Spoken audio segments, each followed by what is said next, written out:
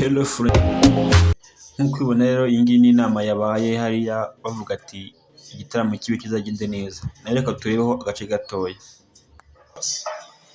murakoze nko mu megero twaje hano niyo yaje bwa kabiri, ya mbere ni twate.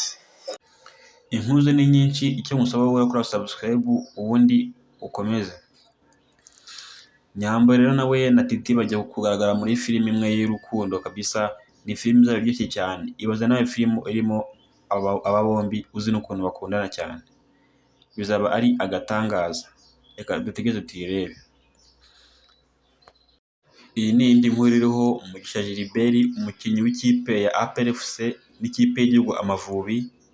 Ubu ngubu yamaze gukora ubukwe kabisa, yagiye mu murenge n'umugore we uba muri Canada kabisa.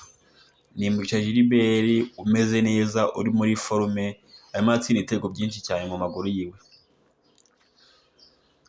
Indi nkuru sasa ni abantu barebwe cyane kuri YouTube mu kwezi kwa 9. Buriya ntibakababeshye ngo Bruce Melody ngo The Ben, ewana hano byaciye impaka, The Ben ari hejuru cyane.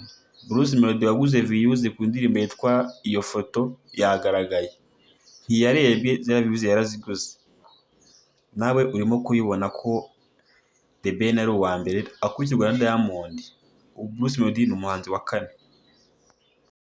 Kevin Kade nawe yateguje indirimbo ye nshyashya n'umunyatanzania bita Alikiba ufite ibigwi byinshi mu muziki. Ni indirimbo ngo izaba irenze siyikosa. Ni indirimbo dutegereje turi benshi rero. Ahangaha ni ku Muhanda TV, icyo ngusaba gukora subscribe, share and comment ubundi ukomeze. Amakuru yacu yo nakagaruka. Ndabakunda cyane.